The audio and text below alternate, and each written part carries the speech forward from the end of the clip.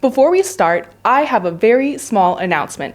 Apparently, some of you listen to Sleepless Historian for several hours every night, which means somehow I've become part historian, part sleeping pill. So, to make things a little easier, the channel is now on Spotify too. Some long history stories, some questionable medieval decisions, just without having to keep YouTube open all night. If you enjoy the show, give us a follow over there and leave us a 5-star rating. It helps more than you think. The Spotify link is in the description.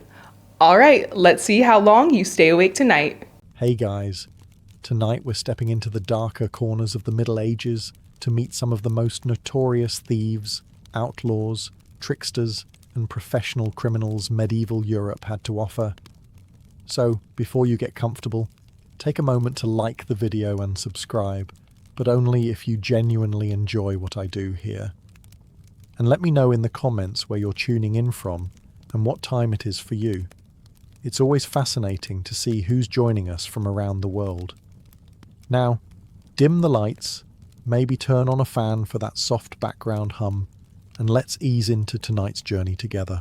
Picture gold leaf catching candlelight on a monk's manuscript page while, in the margin, some anonymous scribe doodles a hanged man grinning back at you across 7 centuries, and ask yourself, was he a criminal, a freedom fighter, or just a guy who owed the wrong lord money at the wrong time? Medieval Europe and the Islamic world didn't just produce thieves, they produced an entire industry of turning desperate, half-starved fugitives into legends, and the line between wolf's head, outlaw, and folk saint depended less on what a man actually did than on who was holding the pen when the story got written down. Over the next 2 hours we'll pit royal court roles against tavern ballads, chronicle propaganda against oral legend, and track 15 real and half-real figures, from Sherwood's forest bandits to Baltic pirate kings to Cairo's underworld tricksters, all of them shaped by the same brutal machinery of famine, war taxes and law that criminalized the poor while pardoning the powerful. This is a manuscript-by-manuscript forensic hunt for the truth behind history's most notorious thieves, and a reckoning with why we still can't stop turning outlaws into heroes.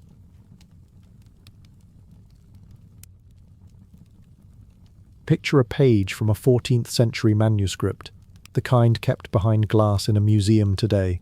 Untouchable, precious, lit like a religious relic.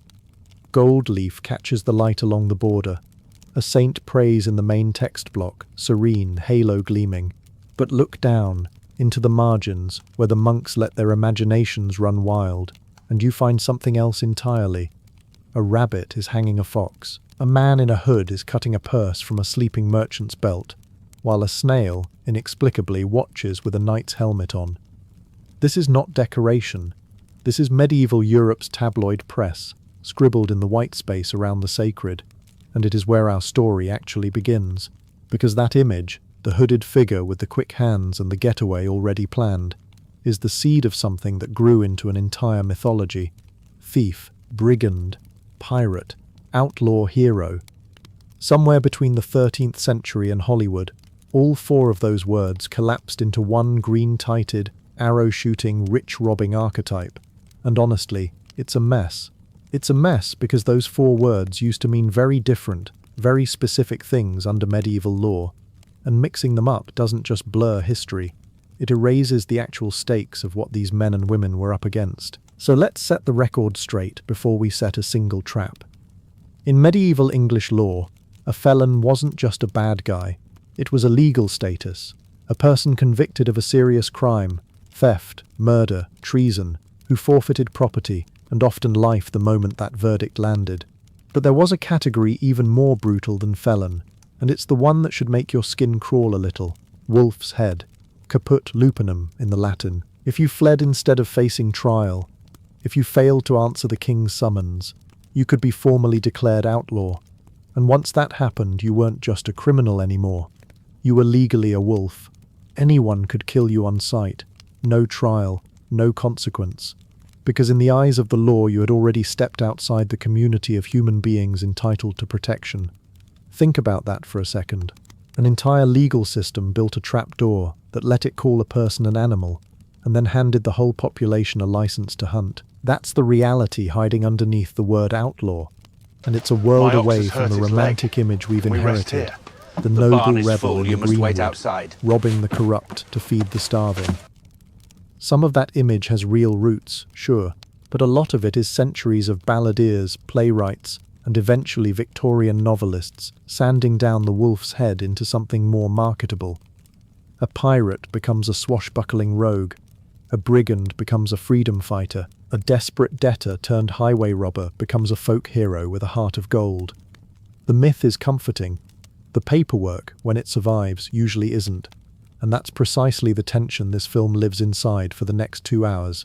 We are going to keep 3 separate ledgers open at all times, because every notorious thief of the medieval world left behind up to 3 very different versions of themselves. There's the archival record, the court rolls, the exchequer accounts, the terse Latin entries noting an arrest, an escape, a hanging, cold and bureaucratic, and often frustratingly thin.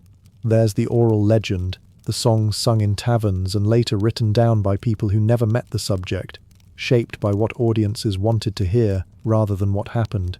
And there's political propaganda, chronicles written by monks or officials with a very specific agenda, because calling someone a bandit was, and still is, an incredibly effective way to delegitimize an enemy without ever having to prove a crime. Here's a fact that should reframe how you think about medieval piracy specifically. Take the Vitalian Brethren, the legendary Baltic pirates, supposedly terrorizing Hanseatic trade under leaders like Klaus Störtebeker. German folklore has turned them into a kind of northern Robin Hood fleet, cutthroats with a code. But dig into the actual commercial and political record of the region, and a messier picture appears. Some scholars argue these so-called pirates were, at least in part, professional fighters hired by the rulers of Mecklenburg in their war against Denmark, meaning the line between pirate and mercenary, between criminal and contractor, was drawn by whoever was doing the accusing.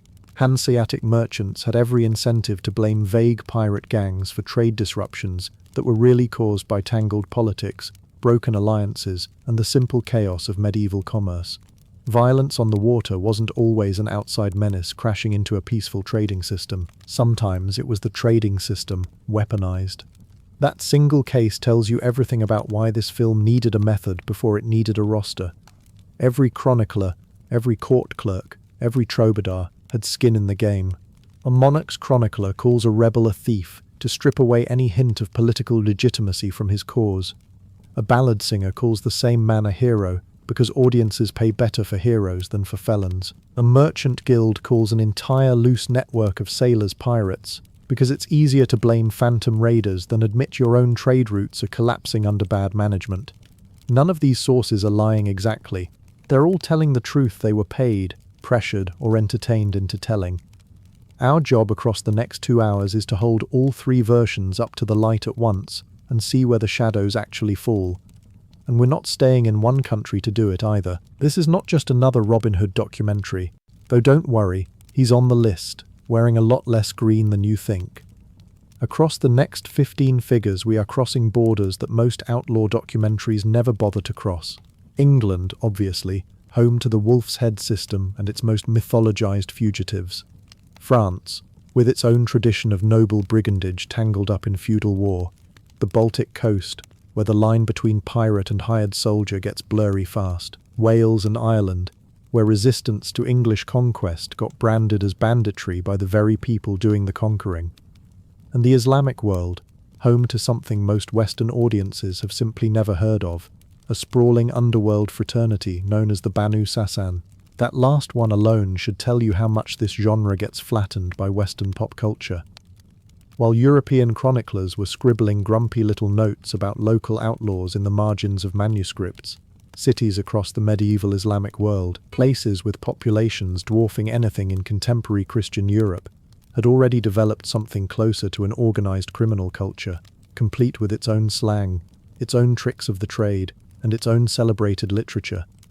The Banu Sassan weren't one gang. They were beggars, con artists, wandering poets, and outright thieves, loosely bound by shared tactics and a shared pride in operating just outside respectable society. Stretching from Islamic Spain all the way to the frontiers of China, some of them told fortunes, some picked locks, some simply told incredible stories for coin, tailoring the tale, and even the religion of the hero, to whoever happened to be listening that night. It's a reminder that every complex urban civilization eventually grows its own underworld, and that Europe's outlaws were never the only game in town, just the ones Western audiences got told about first. So here's the through line stitching all 15 of these figures together. Whether they were hiding in an English forest, running cargo through Baltic fog, or working a crowd in a Persian marketplace. Power writes the laws, desperation breaks them, and somewhere in the gap between those two forces, legends get born.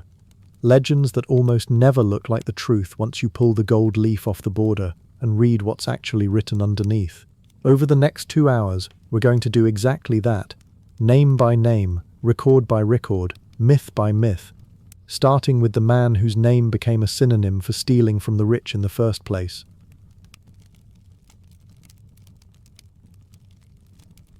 Robin Hood shouldn't exist, and yet here we are, 4 centuries after the first scribbled ballad, still arguing about a man nobody can actually locate in a single reliable court record.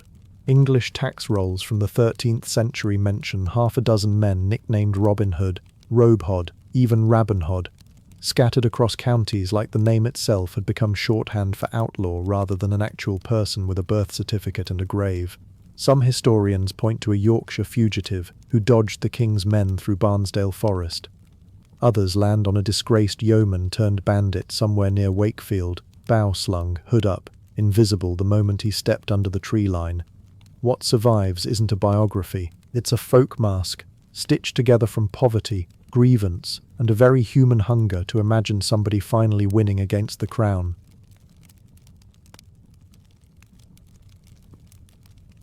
Nobody wakes up one morning and decides to become a legend of the Greenwood. Something pushes them there, and in medieval Europe, that something usually had a name, a tax rate, or a fence line. Start with the forests, because that's where the trouble so often began. Vast stretches of woodland across England, under the reign of kings like William the Conqueror and his heirs, got carved out as royal hunting preserve, meaning the deer inside technically belonged to the crown, and so, in a sense, did the trees, the undergrowth, and the very right to walk through without a very good excuse. A hungry farmer catching a rabbit for dinner wasn't committing a quaint little misdemeanor, he was pooching on the king's property, and forest law had teeth sharp enough to take a hand, blind an eye, or end a life over a snared hare. Layer famine on top of that, because the 14th century in particular delivered one of the cruelest 1-2 punches in European history. Crop failures rolled through the countryside starting around 1315, dragging years of failed harvests behind them. And when the fields don't produce, peasants don't have the luxury of respecting property lines. Then, just to make sure nobody caught a break, war taxation arrived like a second famine with paperwork.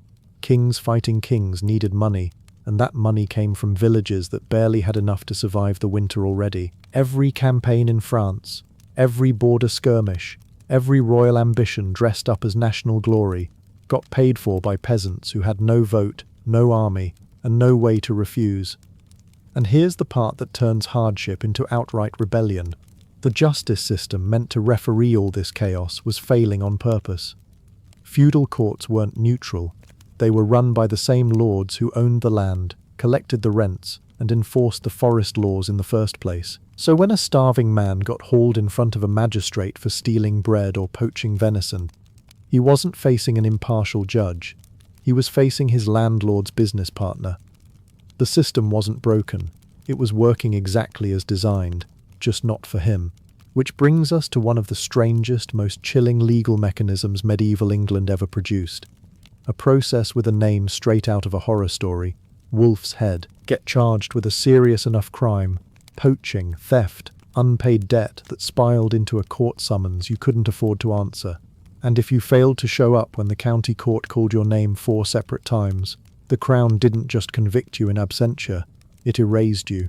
You were declared caput lupinum, a wolf's head, meaning you had officially become an animal under the law. Anyone could kill you, on sight, without consequence, and collect a reward for doing it. No trial, no appeal. Your protection under the king's law simply evaporated, and the moment it did, you were fair game for literally anyone with a grudge, a blade, or an empty purse. Sit with that for a second, because it's not some ancient abstraction. Imagine missing a court date over a debt you couldn't pay, and suddenly your neighbors are legally allowed to hunt you for sport. That's not exaggeration, that's the actual statute. It's also, not coincidentally, exactly the machinery that turns an ordinary poor farmer into the guy hiding under a hood in Barnsdale Forest with a bow in his hand. The wolf's head process wasn't just punishing crime, it was manufacturing outlaws in bulk, one missed court date at a time, and every village had somebody who'd disappeared into the trees rather than face a rigged court. Now take that same desperation and put it on water instead of dirt, because the coastline told a version of the same story with saltier air. Land outlaws had forests to vanish into. Sea outlaws had something even better, an entire ocean where royal authority basically stopped existing past the tide line. Medieval navies, where they existed at all, were patchwork operations, more concerned with transporting troops than policing shipping lanes. The English Channel, the North Sea, the ragged coastlines of Brittany and the Baltic. These were seams where kingdoms bled into each other and nobody had jurisdiction that actually reached the water. A pirate working out of the Channel Islands, someone like Eustace the monk, could raid English shipping 1 month and take money from the French crown to do it the next, flipping allegiance the way land bandits flipped hiding spots, because loyalty out there was worth exactly as much as whoever was currently paying. That's the real contrast between land banditry and maritime piracy, and it's worth sitting with because people tend to imagine them as basically the same story with different scenery. They're not. A land outlaw is a fugitive from a specific local system, hunted by a specific sheriff, hiding in a specific forest he probably grew up in. A pirate is something closer to a freelance mercenary with a boat, operating in a legal vacuum so wide that entire fleets could sail through it. One survives through intimate knowledge of terrain, the other survives through the simple, brutal fact that nobody with real power was watching that stretch of water closely enough to stop him. But here's where land and sea outlaws end up in exactly the same place, and it's the twist that makes this whole genre so fascinating. The people back on shore, the ones actually living under the weight of forest law and famine and unfair taxation, didn't see these men as criminals. They saw them as something closer to folk avengers, and that reframing didn't happen by accident. It happened around fires, in taverns, in the kind of oral storytelling culture where a fugitive with a good aim and a grudge against the sheriff could get quietly rebuilt into something else entirely, a commoner striking back against corrupt lords, greedy churchmen, or foreign occupiers nobody asked for. This is the birth of the outlaw hero trope, and once you notice it, you'll see it everywhere in medieval storytelling, showing up in ballads about Robin Hood, in Welsh and Irish resistance stories rebranded as banditry by the English crown, in tales of pirates who supposedly only robbed the greedy and left the poor sailors alone. None of it was really about crime statistics. It was wish fulfillment sung out loud, communities using storytelling as a pressure valve, imagining a version of justice that the actual courts refused to provide. And that sets up one of the most persistent patterns in this entire 2-hour story, a kind of propaganda tug-of-war that never really ended. On one side, you've got royal chroniclers, court-employed scribes whose entire job was protecting the reputation of kings and sheriffs, writing these men down as vermin, thieves, murderers, threats to be exterminated and forgotten. On the other side, you've got the balladeers, the anonymous voices of ordinary villages, taking those exact same men and quietly promoting them to something like folk sainthood.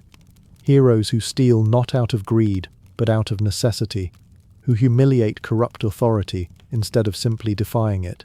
Same man, 2 completely different verdicts, depending entirely on who's holding the pen. That contradiction is going to follow us through every single figure in this story, whether we're talking about a fugitive in an English forest, a monk-turned-pirate captain terrorizing the Channel, or a con artist working a crowd somewhere in the medieval Islamic world. Power writes one version, the people write another. And usually, centuries later, it's the people's version that survives, sung, exaggerated, and stitched into legend, long after the court records that condemned them have gone quiet and unread. Take Robin Hood himself, if we can even use the word himself with any confidence, since the earliest court rolls that might reference a man by that name read more like an accounting error than the origin of a legend. Somewhere in the Yorkshire Assize records of the 1200s, there's a fugitive listed simply as Robert Hod. His goods seized, his name entered, and then abandoned, the bureaucratic equivalent of a shrug. That's it. No forest hideout, no band of merry outlaws, no bow slung over the shoulder. Just a name, a debt to the crown, and silence. And yet 300 years later, village audiences are packing into churchyards for May games where a very different Robin Hood, fully formed, quick-witted, impossibly generous, robs fat abbots blind and hands the loot to starving tenant farmers. Somewhere between the tax ledger and the ballad, a bureaucratic nobody got a promotion to folk messiah, and nobody in power signed off on it.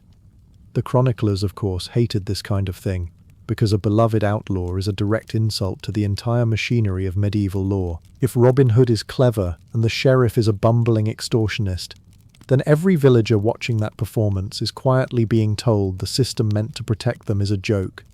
That's not just embarrassing for the crown, that's dangerous. So the chroniclers doubled down when they bothered to mention outlaws at all, painting them as diseased opportunists, plague upon the roads, men to be hunted like vermin and forgotten just as fast. But forgetting never quite worked. The stories kept moving from village to village, mutating with every retelling, gaining a bow here, a friar tuck there, until the outlaw stopped being a specific man and became something closer to a folk archetype, a vessel every oppressed community could pour their own grievances into. And this is where the real trick of medieval memory starts to show itself. The people didn't need historical accuracy. They needed a symbol sturdy enough to carry centuries of resentment toward tax collectors, absentee landlords, and corrupt clergy.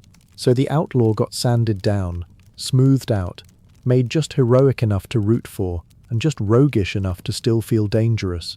Meanwhile, the chronicler's version, the official one, the one written in careful Latin by men paid to protect royal reputations, sat gathering dust in monastery archives, unread by the very peasants it was supposedly warning. History, it turns out, isn't always won by the side with better penmanship. Sometimes it's won by the side with better songs.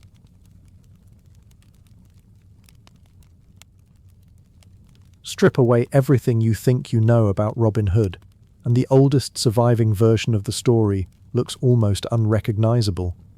No Maid Marian waiting in a castle window, no Friar Tuck cracking jokes over a barrel of ale, no noble bloodline waiting to be reclaimed. The earliest ballads, things like Robin Hood and the Monk and A Guest of Robin Hood, copied down in the 14 and 1500s but almost certainly circulating by mouth long before that, give us something rougher and meaner. A yeoman, not a lord. A man who robs churchmen because churchmen have money, and who settles old grudges with a knife as easily as a bow. There's no love interest. There's no lost inheritance. There's just a commoner with a grievance and a talent for violence, moving through a forest that belongs, on paper, entirely to someone else. That absence matters more than it looks like it should, because every piece missing from the earliest layer is a piece the story supposedly can't live without. Marian doesn't show up in any ballad for at least 2 centuries. Friar Tuck starts as a separate character from an entirely different set of stories, a corrupt hedge priest running his own little racket, who only later gets folded into Robin's gang because audiences liked him too much to let him go. Even the bow, so central to the modern image, barely gets a mention in some of the earliest texts, where Robin is just as likely to be swinging a sword. The legend didn't arrive as a finished outfit. It arrived as a rumour, and rumours get dressed up differently every time they change hands. Historians spent a solid chunk of the 20th century trying to run this rumour down to a single man, digging through court rolls with the same energy true crime forums bring to cold cases. A fugitive near Wakefield gets floated as a candidate. A Yorkshire outlaw hiding out around Barnsdale Forest gets floated as another. Somebody finds a Robert Hood, who briefly served in the household of King Edward II, and gets excited for about a decade before the timeline falls apart. Every candidate has the same problem. The record shows a name, sometimes a debt, sometimes a pardon, and then nothing. No description, no confirmed connection to outlawry, let alone to sword fights with sheriffs or archery contests at village fairs. It's less like finding a needle in a haystack, and more like being handed a haystack and told the needle used to be in there somewhere, we promise. And maybe the whole search was the wrong question from the start. Looking for one real Robin Hood assumes the name was ever meant to point at a person, rather than functioning the way Jack does in Jack Frost or Jack the Ripper, a stock label slapped onto an archetype. Multiple men across multiple counties get nicknamed some version of Robin Hood in the historical record, which fits a pattern we've already seen, the same pattern that turned Wolf's head into a legal status rather than a description of an individual. The name wasn't a biography, it was a slot. Any sufficiently bold outlaw could get filed under it, the way any masked vigilante today gets compared to Batman whether or not he owns a cape. What actually changes the shape of the story, though, isn't a court roll, it's the printing press, and the very particular tastes of Tudor writers who inherited a peasant folk hero and didn't quite know what to do with him. By the time you hit the 16th century, playwrights and poets start attaching Robin to the nobility, most famously reworking him as Robert, Earl of Huntingdon, a dispossessed aristocrat wrongfully stripped of his lands rather than a commoner who never had any lands to lose in the first place. This isn't a small tweak, it's a complete change of political meaning. A yeoman who robs corrupt clergy because the system crushes ordinary people is a very different story from a nobleman temporarily inconvenienced by court politics before returning, rightfully, to his estate.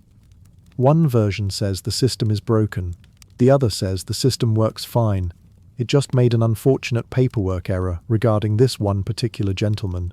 To understand why any of this landed emotionally with medieval audiences in the first place, you have to look at what was actually happening in the woods, because the forest in these stories isn't neutral scenery, it's a battlefield. Under the Angevin kings, huge swaths of English land got designated royal forest, which sounds like a description of trees and isn't.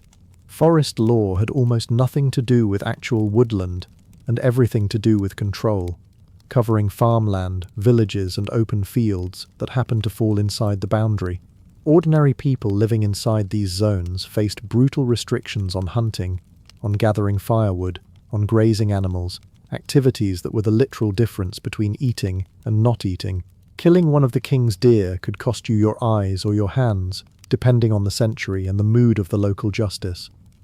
Meanwhile, the king's own hunting parties trampled crops without consequence, because the forest existed for royal pleasure first and peasant survival a distant second. So when a ballad shows Robin Hood poaching the king's deer without a flicker of guilt, that's not a minor detail for flavour. That's the emotional centre of the entire legend. Every listener in that churchyard audience had either felt that law's weight directly or watched a neighbour get crushed by it. The fantasy wasn't really about archery contests. It was about a man who looked at an unjust law protecting an absent king's pleasure garden and simply refused to treat it as real. That's an enormously satisfying story to tell people who spent their winters hungry while deer, legally untouchable deer, grazed fat on land they used to farm. Which makes the Tudor makeover feel almost like a small betrayal, once you see it clearly. Turn the yeoman into a nobleman, and suddenly the entire conflict changes flavour. It's no longer commoner versus crown, ordinary man against a legal system rigged from the top down.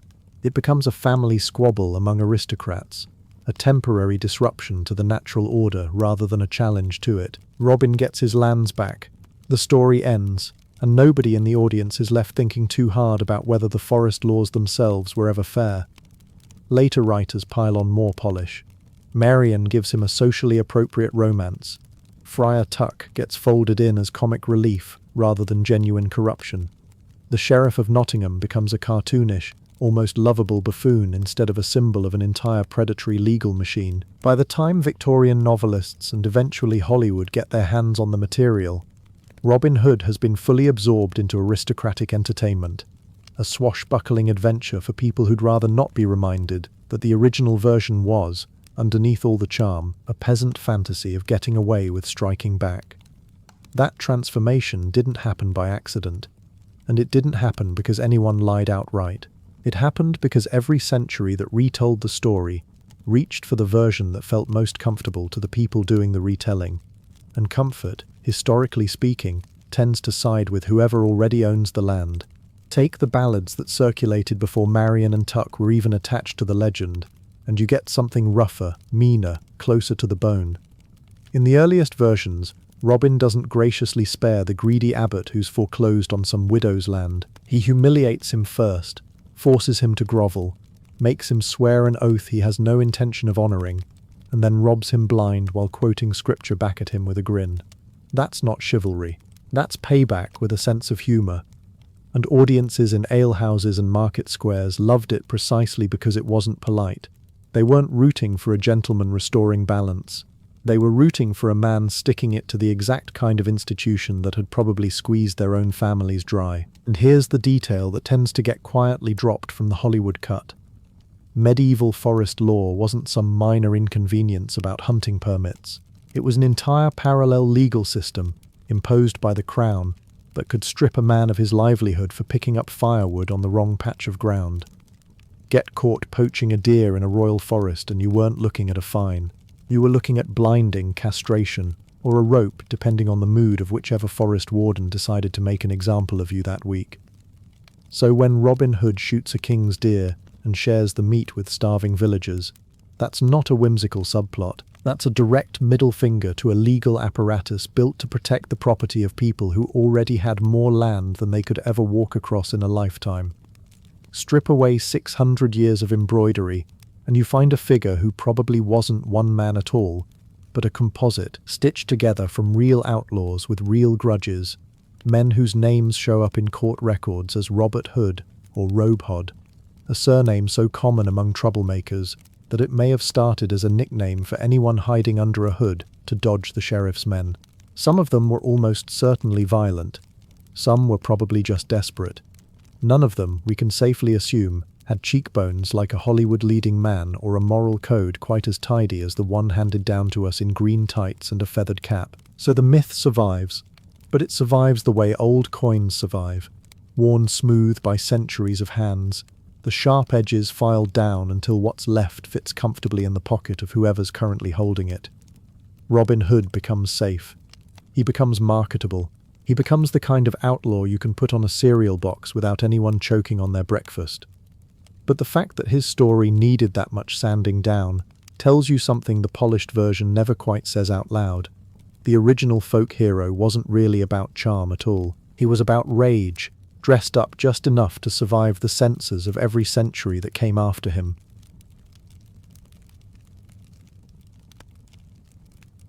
Long before anyone was humiliating abbots in ballad form, there was a man hiding in a swamp, and he wasn't singing about it. His name was Hereward, later saddled with the nickname The Wake. And if Robin Hood is a folk hero built from smoke and wishful thinking, Hereward is something closer to a documented headache for the Norman conquest. He operated out of the fens of Lincolnshire, a landscape that modern viewers might picture as scenic countryside, but that in the 11th century was closer to a maze of reed beds, hidden causeways, and waterlogged nightmares that swallowed cavalry whole. That's not incidental. That's the entire strategy. You don't fight William the Conqueror's armoured knights in an open field if you can help it. You lure them into a bog, watch them sink, and let the terrain do the killing for you. Hereward's resistance centred on the Isle of Ely around 1071, a stronghold surrounded by marsh that briefly became the last gasp of English rebellion against Norman rule.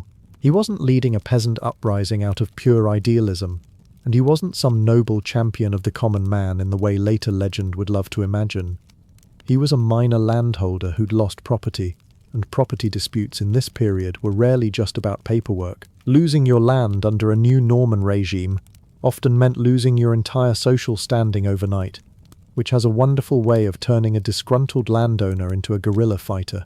Hereward gathered a band of fighters, harassed Norman positions, and became enough of a thorn in William's side that the crown eventually sent real military resources to dig him out of the fens. Here's where the story splits into two very different Herwards, and it's worth keeping them separate, because this is basically a preview of what will happen to Robin Hood a century later. The documented Hereward is thin, frustratingly so if you're a historian craving detail. He shows up in land records, in references to disputes over inherited property, in the kind of dry administrative mentions that tell you a person existed without telling you much about who they actually were. Then, roughly 100 years after his rebellion supposedly ended, a monk at Peterborough Abbey, wrote something called the Gesta Herordi, and suddenly the historical footnote gets a superhero origin story. In the Gesta, Herord battles a bear, because apparently regular Norman knights weren't dramatic enough. He travels abroad on adventures that read like they were lifted from continental romance literature, because they probably were. He performs feats of cunning and strength that owe more to the storytelling conventions popular in monastic writing circles than to anything resembling 11th century Lincolnshire reality. This is myth-building in real time, and it's happening for the exact same reasons Robin Hood would later get the same treatment. A conquered population wants a hero who didn't just lose. They want someone who fought back, who outsmarted the invaders, who made the humiliation of occupation feel, if only in story form, a little less total. The bear fight isn't history. The impulse behind inventing the bear fight absolutely is. Now fast forward 2.5 centuries, past the point where anyone's writing more Harewood material, and land in Leicestershire during the 1330s, where you find something arguably more disturbing than any outlaw legend, because none of it needed embellishment to be shocking. This is where the Foleville gang and the Cotterell gang enter the picture. And unlike Harewood, unlike the ghostly composite figures behind the earliest Robin Hood ballads, these men are extensively documented in court records, royal pardons, and contemporary complaints. They weren't folklore. They were an active, functioning criminal enterprise run by members of the actual gentry class. The Folevilles were a family of minor nobility, which should immediately tell you something about how medieval law enforcement worked, or rather didn't work, when the criminals in question already had land, connections, and armed retainers. In 1326, several Foleville brothers ambushed and murdered a royal justice named Roger Bellers, a killing that reads less like an act of desperate poverty and more like a coordinated political assassination carried out by men who had the resources to actually pull it off. This wasn't subsistence crime. This wasn't some starving villager poaching a deer to keep his children alive through winter. This was armed gentry settling scores with the Crown's own legal apparatus and getting away with it. The Cotterell gang operated along similar lines and eventually crossed paths with the Folevilles in one of the more audacious episodes of the entire period, the kidnapping of a royal justice named Richard Willoughby in 1332. They grabbed him, held him for ransom like he was cargo, and extracted a substantial payment before releasing him, all while the machinery of royal law enforcement proved either unable or unwilling to stop them. Extortion, kidnapping, murder for hire. These gangs offered what amounted to a private violence-for-profit service, and local communities sometimes even hired them to settle disputes the official courts couldn't or wouldn't touch.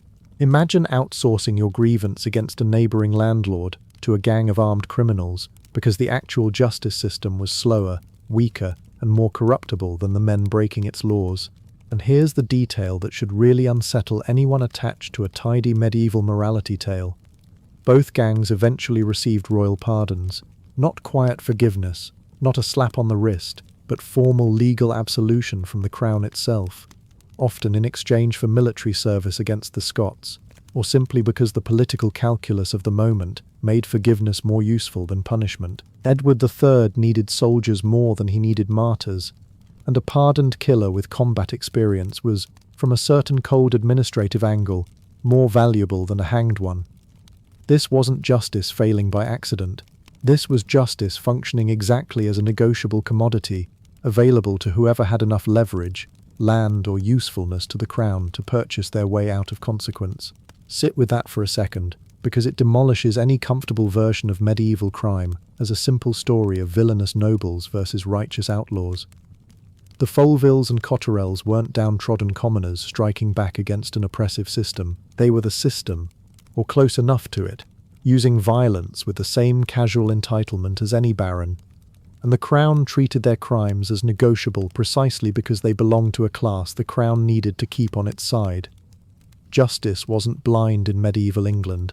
It had a very clear price list, and armed gentry with useful connections got a substantial discount. This is the real soil the Robin Hood ballads grew out of, not a lone bowman with a heart of gold, but an entire documented culture of gentry-led criminal networks operating with wealth, weapons, and political cover. The tactics line up almost too neatly. ambushing officials on forest roads, kidnapping men of law, extorting money under threat of violence.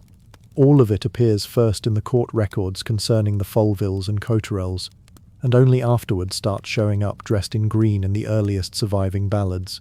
The grievances line up too: corrupt officials, a justice system that protects the powerful, ordinary people caught between rival forces claiming to represent order. Robin Hood didn't invent outlaw resistance. He absorbed it, borrowed its plot points from men whose crimes were real, whose pardons were real, and whose names, unlike his own, appear in the historical record with depressing clarity.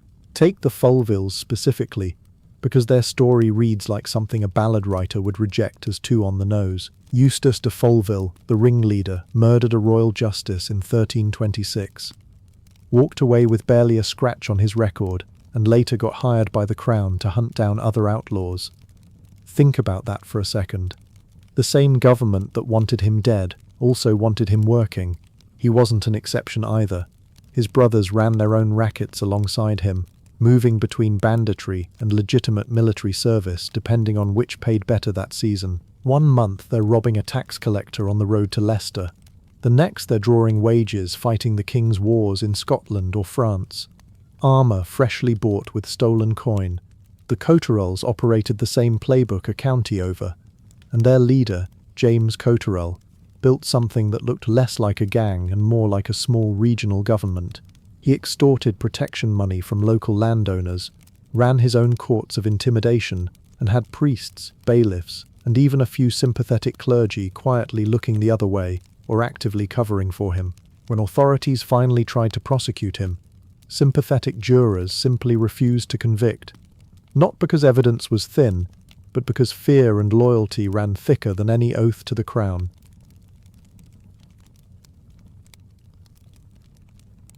Picture a man who has everything a medieval lord could want: land, title, a castle guarding a strategic river crossing, the kind of pedigree that gets you invited to royal weddings. Now picture King John, in one of his signature moves of political self-sabotage, simply deciding that castle belongs to someone else instead. That's the origin story of Fulk Fitzwarren III, and if it sounds like the setup for a revenge thriller, that's because it basically is one, except this thriller comes with actual court documents. Fulk wasn't some peasant pushed to the edge by famine or forest law. He was a marcher lord, part of that tough, semi-independent breed of nobility who governed the volatile Welsh border on the crown's behalf, and answered to almost nobody. The marcher lords existed precisely because the border needed men willing to fight constantly, and Fulk's family had earned Whittington Castle through generations of exactly that kind of service. Then John, fresh off a pattern of alienating basically every powerful family in England, handed Whittington to a rival claimant instead. Maybe it was politics. Maybe it was just John being John, a king with an almost supernatural talent for turning allies into enemies. Either way, Fulk didn't write a strongly worded letter to the crown. He grabbed his sword and disappeared into the borderlands to make John regret it personally. What follows reads like guerrilla warfare tailor-made for the terrain. The Welsh marches were a patchwork of dense forest, river crossings, and hidden paths that Fulk knew intimately because his family had spent generations patrolling exactly that ground. He turned that knowledge into a weapon, ambushing royal supply lines, harassing garrisons, and generally making life miserable for anyone flying the king's colours anywhere near his old territory. This wasn't random banditry. It was a targeted campaign against the crown's authority in a region where royal control was already thin, waged by a man who understood the landscape better than the soldiers John sent to hunt him. And here's where it gets politically fascinating, because Fulk didn't fight this war alone. He struck alliances with Welsh princes, men who had their own long list of grievances against English encroachment, and who were more than happy to back an English lord if it meant weakening John's grip on the border. Imagine that for a second. A disinherited English aristocrat teaming up with the very Welsh rulers his family had spent generations fighting, all because a shared enemy in London mattered more than old rivalries. It's not loyalty in any noble sense. It's opportunism dressed up as resistance. And it worked precisely because everyone involved understood the arrangement was temporary and transactional. Now, If this were just a story about a landless lord waging a localized border skirmish, it probably wouldn't have survived 8 centuries. What immortalized Fulk was a text written decades after his death, a verse romance called Fulk Lafitte's Warren, and it takes his very real feudal grudge and cranks the volume all the way up to fantasy. In this version, Fulk doesn't just ambush supply wagons. He slays a dragon, he battles giants, he wanders through enchanted forests that feel lifted straight out of Arthurian legend, rather than 13th century Shropshire. It's history and fantasy blended together so seamlessly that medieval audiences probably didn't care where one ended and the other began, because the emotional truth underneath the dragon scales was completely real. A man was wronged by his king, and he fought back. That blending matters, because it shows exactly how medieval audiences processed political grievance. They didn't need dry legal accuracy, they needed a hero shape to pour the resentment into, and dragons made the injustice feel bigger, more cosmic, more satisfying to root against. Strip away the fantastical flourishes, and you're left with the same core skeleton you'll find in almost every outlaw legend from this era. A rightful heir gets robbed of his inheritance by a corrupt or careless authority, and instead of quietly accepting it, he takes to the wilderness and fights back on his own terms. Sound familiar? It should, because this is essentially the exact same narrative engine that powers the Robin Hood legend, except here we can actually trace the real man standing behind the myth. And that connection gets even tighter when you look at how Fulk's story ends. After years of raiding, alliance building, and general chaos along the border, Fulk eventually made peace with John, the king, facing mounting pressure from barons across England and desperately needing to shore up support rather than manufacture more enemies, restored Fulk's lands and pardoned him entirely. Just like that, the outlaw becomes a loyal subject again, welcomed back into the feudal fold as if the years of ambushes and burned supply lines never happened. If that pardon sounds oddly familiar, it's because it became a template. Centuries later, Robin Hood ballads would lean on almost the exact same narrative beat, the outlaw who defies the crown throughout the story, only to be graciously pardoned at the end, restored to respectability, tensions resolved with a royal wave of the hand. It's a satisfying way to end a story, sure, comforting even, but it's worth noticing how convenient that trope really is for the people writing and funding these tales. The pardon doesn't just resolve the plot, it reassures the audience that the system, however flawed, eventually corrects itself, that rebellion against a bad king isn't really rebellion against kingship itself, just a temporary misunderstanding between good men who eventually see reason. Fulk's real pardon almost certainly planted seeds that grew, generations later, into that exact fictional convention. But let's not get too cozy with the idea that Fulk was some champion of the little guy. He wasn't fighting for peasants crushed under forest law, or villagers starving through famine years. He was fighting for his inheritance, his castle, his family's rightful place in the feudal hierarchy. This was aristocratic score-settling dressed in the language of justice, and the fact that it happened to align against a king almost everyone already despised made it look a whole lot nobler than it actually was. And that's really the sharpest point buried underneath the dragon-slaying romance. John was by nearly universal agreement among his own barons, a genuinely terrible king, grasping, paranoid, prone to breaking promises and confiscating property whenever it suited him, which meant that almost any nobleman who took up arms against him could plausibly dress personal grievance up as principled resistance. Fulk wasn't defending the downtrodden. He was defending his own castle walls, but doing it against a monarch so widely loathed that his rebellion read as heroism almost by default. It's propaganda by proximity, self-interest borrowing the moral shine of a fight everyone already wanted to see won. This is worth sitting with, because it complicates the whole outlaw hero framework we've been building chapter by chapter. Hereward fought Norman conquerors. The Fulvilles and Cotterils ran organized crime with noble bloodlines. And now Fulk shows us the aristocracy doing what aristocracy always does best, turning personal grudges into legend, letting popular hatred of a bad king do the heavy lifting of making self-interest look like justice. The dragon in his story wasn't the real monster. The real monster was a king so widely despised that fighting him for whatever reason, automatically counted as virtue. Robin Hood would eventually inherit that exact trick, wrapped in green cloth instead of chainmail, and audiences have been buying it for 800 years. Take Whittington Castle itself, the actual physical grudge at the centre of this whole legend.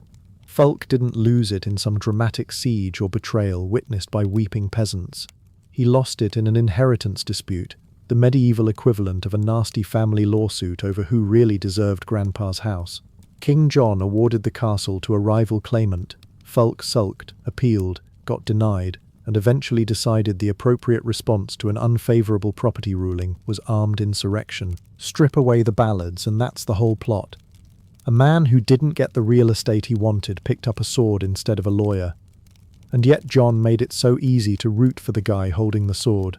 This was a king who starved his own prisoners to death in dungeons, who extorted his barons with tax schemes so aggressive they read like protection rackets, who reportedly let a hostage's family watch as the boy died of starvation just to make a point about loyalty. Against that backdrop, Fulk's petty property war couldn't help but look like a crusade. Chronicles wrote him as clever, charming, wronged, because measuring him against John made almost anyone look like a saint by comparison. That's the trick. You don't need to be good. You just need your enemy to be worse, loudly and often enough that history stops checking your receipts.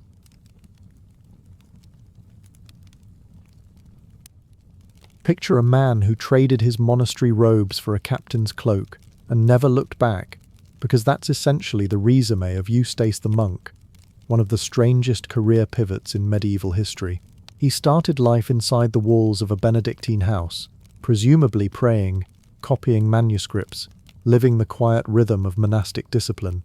Then, sometime in the early 13th century, he walked out and became one of the most feared privateers in the English Channel. Not a metaphorical pirate, an actual one, with ships, crews, and a body count. The switch wasn't as bizarre as it sounds once you understand what privateering actually was back then. Kings didn't maintain standing navies the way we imagine today. Instead, they hired freelance captains, gave them a wink and a semi-official blessing, and let them loose on enemy shipping in exchange for a cut of the plunder. It was piracy with paperwork, violence laundered through royal permission slips. Eustace turned out to be extraordinarily good at this line of work, so good that both the English and French crowns wanted him on their payroll, sometimes within the same decade. He set up shop in the Channel Islands, which made perfect strategic sense once you look at a map.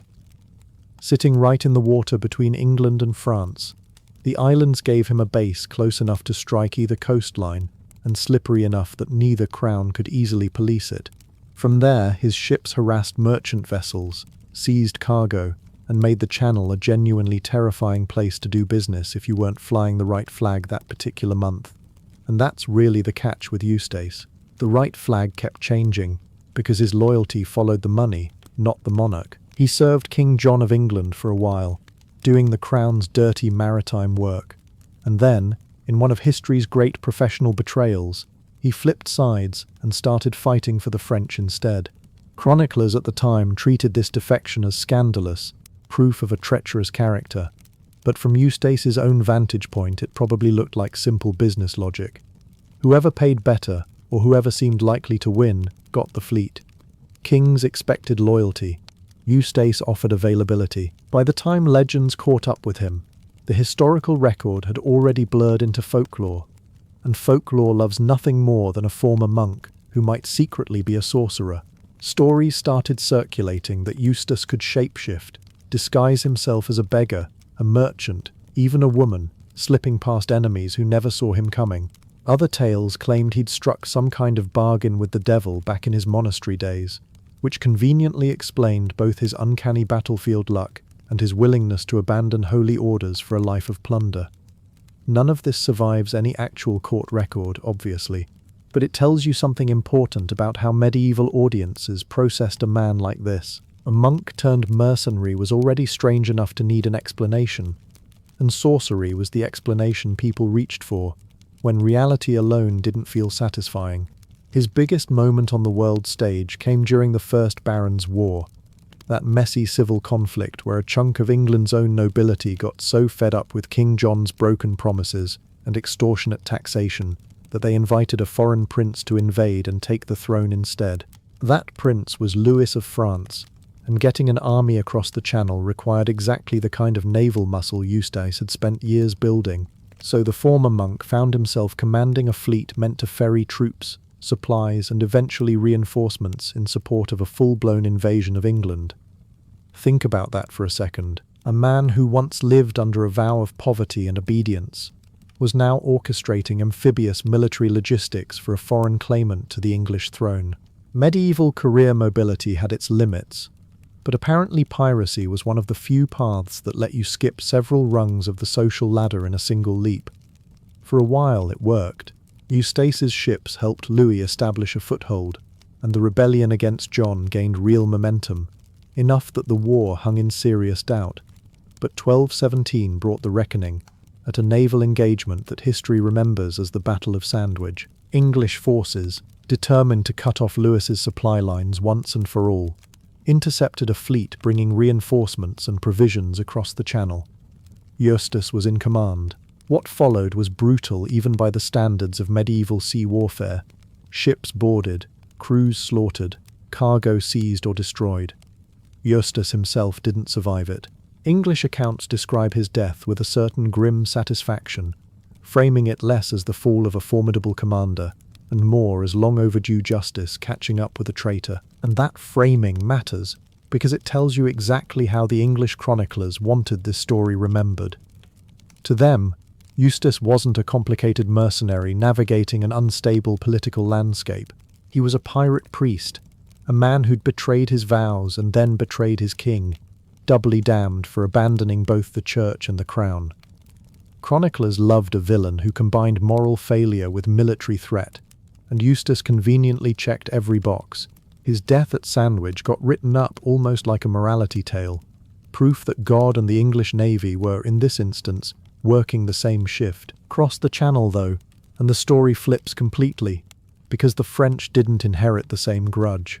Decades after his death, a verse romance called Eustace le Moine turned Eustace into something closer to a folk hero, a clever underdog who used his wits to humiliate arrogant nobles and outmaneuver corrupt authority figures. In these tales, his disguises and trickery aren't satanic, they're delightful. He's less devil worshipper and more medieval con artist, running elaborate schemes against people who deserve to be fleeced. The romance leans hard into comedy, turning naval piracy into something resembling a heist story, where the audience is clearly meant to root for the thief. This is the same trick we've seen play out again and again across this whole catalogue of medieval outlaws, just wearing different clothes, depending on which side of the water you stood on, and which chronicler held the pen. Eustace was either a treacherous pirate priest who got exactly what he deserved, or a quick-witted rogue sticking it to pompous authority. Nobody bothered asking what he thought about it, mostly because nobody particularly cared what pirates thought. They cared about what pirates were useful for, as villains in one telling and heroes in another, propaganda material either way. It's worth pausing on how strange this life actually was. Monastery to mercenary fleet to folk legend, all inside a few decades. Most medieval outlaws we've covered stayed tethered to a patch of forest or a stretch of marcher territory, bound by geography and local grudges. Eustace operated on open water, jurisdiction-free by nature, answerable to no single sheriff or forest warden, only to whichever crown currently found him useful. That mobility made him valuable and dangerous in equal measure, a man who could sell his violence to the highest bidder because the sea itself offered no fixed address for anyone to hold him accountable to. And maybe that's the real inheritance Eustace leaves behind, more than the sorcery, or the shape-shifting, or even the naval battle that killed him. He's a reminder that medieval outlawry wasn't only a story about desperate peasants dodging forest law, or noble families running protection rackets. Sometimes it was a former man of God deciding that loyalty was a currency like any other, spendable, tradable, renewable with the next contract. History couldn't decide whether to hate him or laugh with him, so it did both, and 800 years later we're still not entirely sure which version to believe. Picture the average chronicler back then, quill in hand, trying to decide whether Eustace deserved a villain's epitaph or a jester's punchline. They split the difference constantly. One monk calls him a devil in human skin, conjuring storms to sink honest merchant cogs. Another writer, barely a paragraph later, can't help admiring the sheer theatre of it.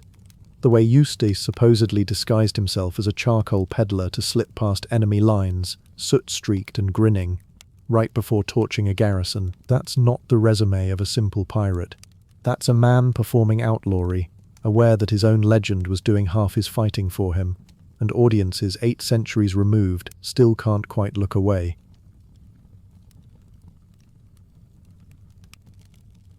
Somewhere around the year 1400, in the cold grey water of the Baltic Sea, a story took shape that Germany still can't quite let go of. Klaus Störtebeker. Say the name to anyone from Hamburg and watch their face change. Part pride, part folklore, part tourist trap nostalgia. He and a partner named Gerdeke Michels supposedly commanded a fleet of pirates so bold, so untouchable, that they built an entire outlaw stronghold on the island of Gotland and dared the most powerful trading network in medieval Europe to come and get them. That network was the Hanseatic League, a merchant cartel so dominant it functioned less like a business association and more like a shadow government stretching from London to Novgorod. And according to legend, this ragtag brotherhood of sea raiders looked at that empire of commerce and decided to declare war on it anyway. It's a phenomenal story. Swashbuckling, defiant, exactly the kind of thing that gets turned into a beer brand or a ferry name centuries later. Which, spoiler, it absolutely did. But before we get lost in the romance of pirate kings thumbing their noses at merchant princes, we need to ask the same question we've been asking this entire catalogue of outlaws. Who actually was writing this story down, and what did they need us to believe? The term used in the sources is Vitalian Broder, roughly translating to Vitalian Brethren, and here's where things get slippery fast. Historians combing through Hansa records have started pushing back hard on the assumption that this word ever referred to one coherent group of pirates operating under a unified command. Instead, it might have functioned more like a label of convenience, a catch-all phrase Hansa officials used whenever trade got disrupted and they needed someone, anyone, to blame. Think of it less like a gang name and more like a medieval version of blaming supply chain issues on shadowy foreign hackers. Sometimes the explanation is simpler and far less cinematic than actual organized piracy. Sometimes it's just business as usual with extra violence baked in. And that's the uncomfortable part, because in the world of Baltic trade during this period, violence wasn't necessarily an outside threat crashing into a peaceful commercial system. It was frequently part of the system itself. Merchants had customary legal justifications for seizing goods under certain conditions, and when those situations escalated, hired muscle got the job done. So when a shipment vanished or a rival's cargo mysteriously ended up at the bottom of the sea, the culprit wasn't always some rogue outlaw defying civilization from a secret island lair. Sometimes it was simply commerce with its gloves off, and the phrase Vitalian Broder became a convenient way to describe an abstract disruption to trade, rather than naming actual, identifiable men in an actual, identifiable brotherhood. Which brings us to the part of this story that really complicates the swashbuckling narrative, the part where our supposed pirate heroes turn out to have started their careers on an entirely different payroll. Before Störtebeker and his crew were allegedly terrorizing merchant convoys out of outlaw solidarity, they were hired fighters. Specifically, they were mercenaries working for the Duchy of Mecklenburg in its ongoing conflict against Denmark. That's not outlaws defying the establishment. That's soldiers taking a paycheck from one established power to make life miserable for another established power. The piracy, if it happened the way legend claims, may have simply been what these fighters did once the war work slowed down and they still had ships, weapons, and mouths to feed. Suddenly the romantic image of a pirate republic built out of pure defiance starts looking a lot more like what we've seen again and again in this whole catalogue. Armed men serving whichever paymaster offered the better deal, later repackaged by storytellers into something nobler. We saw it with the Folville and Cotterell gangs, hired muscle and extortionists dressed up as folk avengers. We saw it with Eustace the monk, a mercenary sailor whose loyalty shifted with whoever paid better, later recast as either satanic traitor or clever trickster depending on which coastline told the story. The Vitalian Brethren fit that same mold disturbingly well. Professional violence first, legend second, and popular imagination doing the heavy lifting to turn contract killers into folk champions. Now, about that legendary execution, because if there's one scene from this whole saga that has lodged itself permanently into German cultural memory, it's the death of Klaus Störtebeker in Hamburg. The story goes that after his capture, he was given one final, almost absurdly cinematic offer. He would be allowed to run, headless, past a line of his men laid out on the ground, and however many he managed to stumble past before collapsing would be spared execution themselves. It's a gruesome, theatrical, almost impossible image. A decapitated body somehow lurching forward on pure momentum and stubbornness, cutting down men's death sentences with every staggering step. Some versions of the tale claim he made it past 11 men before falling. 11, as if death itself hesitated out of respect. It's a phenomenal piece of folklore. It's also almost certainly embellished well beyond anything resembling historical fact. The kind of detail that grows more elaborate with each retelling. The way ghost stories get scarier every time they're passed around a campfire. What we can say with more confidence is that Störtebeker was executed in Hamburg, likely in the early 1400s, as part of a broader Hanseatic crackdown on the maritime disruption they attributed to men wearing that Vitellian broderer label. Whether he was ever the singular criminal mastermind of legend, or simply one of several mercenaries turned raiders swept up under a convenient collective name, the historical record is nowhere near as tidy as the folklore that followed. And folklore, once it takes root, doesn't really care about tidy historical records anyway. Störtebeker's legend didn't fade after his execution, it multiplied. He became a fixture of German maritime identity, celebrated in open-air theatre productions, immortalized in the name of a popular alcoholic drink, slapped onto ferry boats and beer labels and tourist merchandise across the entire northern German coastline. Walk through Hamburg today, and you'll find his name and imagined likeness treated less like a historical footnote and more like a mascot, a brand, a piece of civic personality that the region has clearly decided to keep, regardless of how shaky the underlying history actually is. There's something almost fitting about that, honestly. A man whose very existence as a defined pirate leader is contested by historians has nonetheless become one of the most commercially successful outlaws in German cultural memory, selling beer and boat tickets 8 centuries after his supposed defiance of the Hanseatic League. The Hansa wanted a scare term to explain economic disruption, and folklore handed them a legend instead, one so compelling it eventually outlived the very merchant empire it was allegedly created to demonize. So where does that leave the Vitellian brethren in this long parade of medieval thieves we've been walking through? Somewhere uncomfortably familiar, honestly. Mercenaries first, disruptors of commerce second, folk heroes only in hindsight. Once enough time had passed for the uglier details to blur into something more marketable. The pattern keeps repeating because it works. Give people a defiant outlaw standing against an oppressive institution, and they'll happily overlook the mercenary contracts, the murky motives, the scholarly footnotes, questioning whether the group even existed in the tidy form we imagine. The legend simply feels too good to abandon for the facts.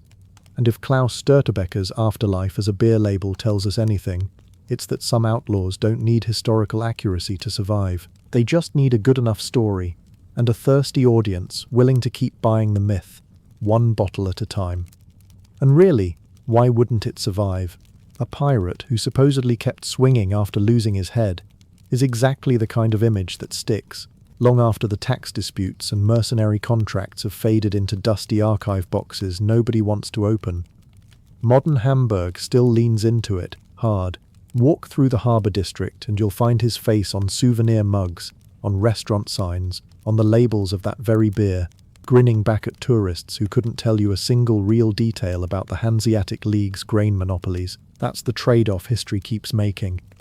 Complexity gets sanded down into something sellable, something with a face and a punchline, while the actual mess of politics, debt and violence gets quietly filed away under footnotes. Störtebeker didn't need to be accurate, he just needed to be memorable, and 4 centuries of retellings made absolutely sure of that.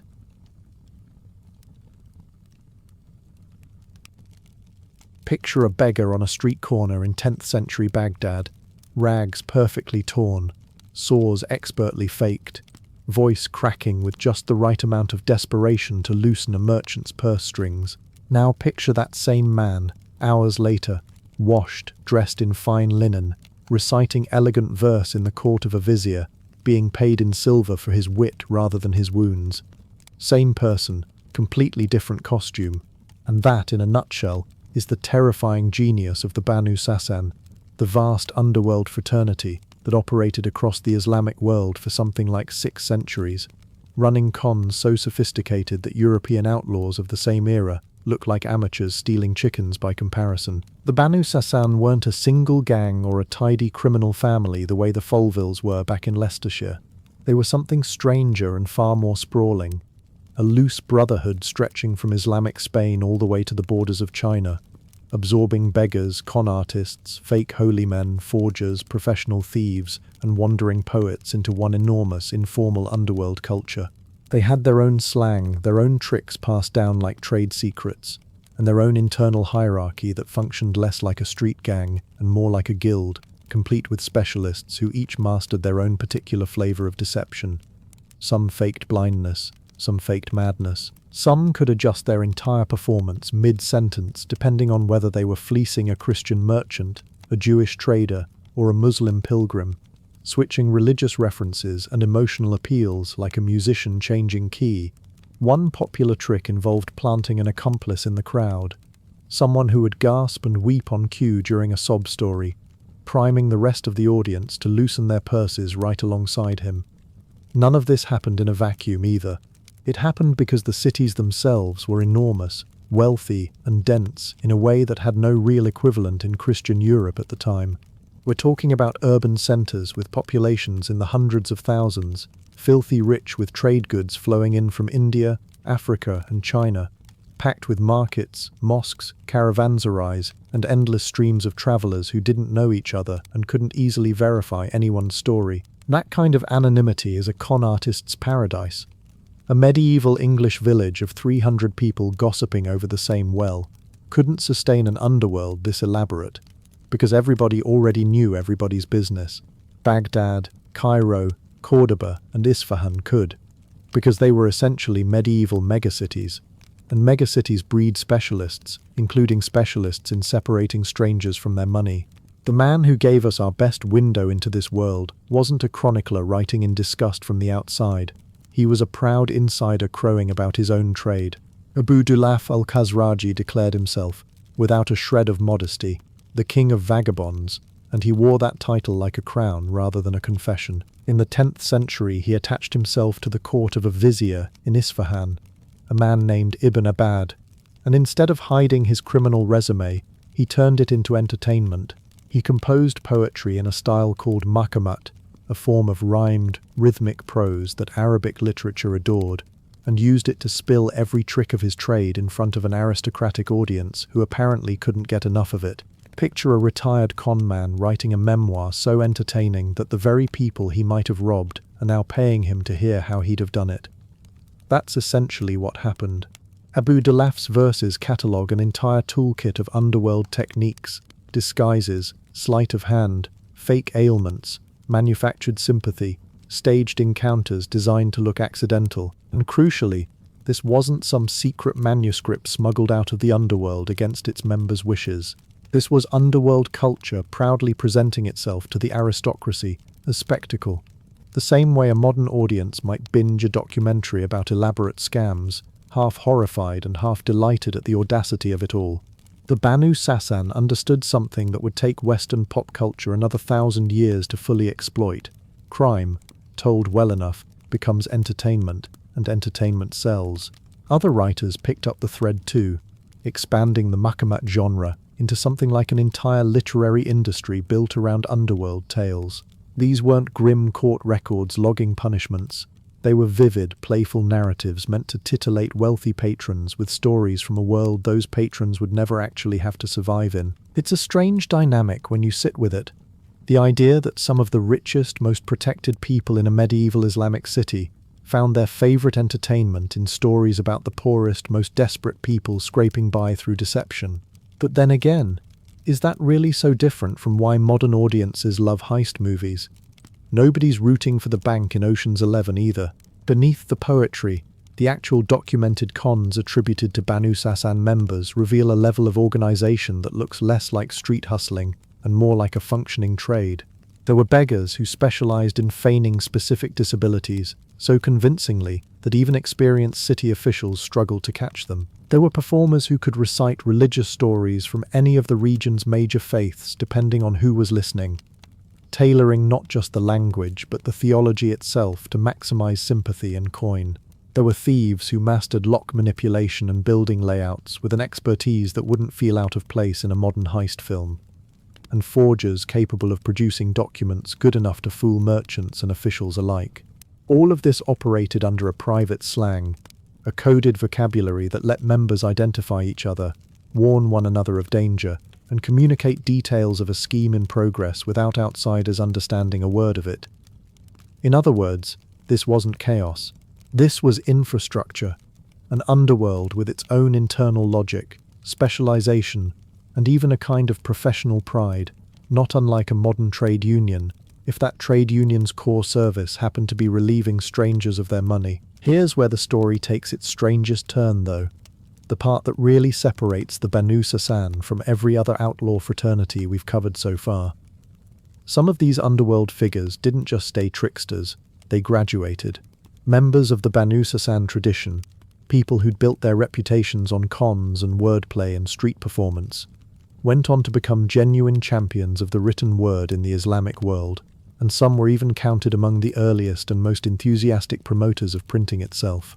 Think about that for a second. The same underworld culture that specialized in fake sob stories and manufactured sympathy also produced people who helped push literacy and the spread of texts forward, using their storytelling instincts, honed on the street for entirely different purposes, to help build something that would outlast every one of their old scams. It's a genuinely strange legacy when you compare it to what we've seen elsewhere in this parade of medieval thieves. Robin Hood is a ghost stitched together from tax rolls and folk longing. The Folvilles were armed gentry playing at extortion and calling it justice. Eustace the monk flipped allegiances for coin and got mythologized into a devil by one side and a folk hero by the other. But the Banu Sassan didn't need centuries of embellishment or nationalist spin to become something more than street criminals, because some of their own members did the transformation themselves, in their own lifetimes, using the very cleverness that once emptied strangers' pockets to help build libraries, spread manuscripts, and shape a golden age of literature instead. It's the rare case in this entire story where the line between outlaw and legend didn't require centuries of myth-making to blur. The blurring happened in real time by the underworld's own hand, turning street hustlers into some of the unlikeliest cultural architects of the medieval Islamic world. Take al-Jahiz, a man who spent his early years wandering Basra's marketplaces absorbing the patter of hustlers, the rhythm of a good lie, the timing of a punchline that could talk a mark out of his last dirham. He didn't abandon those instincts when he started writing. He weaponized them for literature instead, producing essays so sharp and so funny that they're still studied today, still quoted, still recognized as some of the finest satirical writing the Arabic language ever produced. The same eye that once sized up a crowd for weaknesses now sized up human nature itself and turned it into art. That's not a coincidence. That's a con artist's brain doing exactly what it was built to do, just pointed at a different target. And it wasn't only al-Jahiz. Scholars connected to the Banu Sassan world show up compiling proverbs, cataloguing slang, preserving the kind of street vocabulary that polite society usually pretends doesn't exist. Somebody had to write down the secret vocabulary of beggars and tricksters before it vanished. And who better than the very people who'd used it to survive? These weren't outsiders taking notes on a subculture from a safe academic distance. They were insiders documenting their own world, giving it permanence, making sure the jargon of blind beggars faking blindness and one-legged men faking amputations didn't just disappear into the dust of some forgotten alley. It got bound into books. It got copied by hand, again and again, in an era when a single manuscript could take a scribe months to finish, and every single one of those books was a small act of rebellion against being erased. Picture the scene for a second.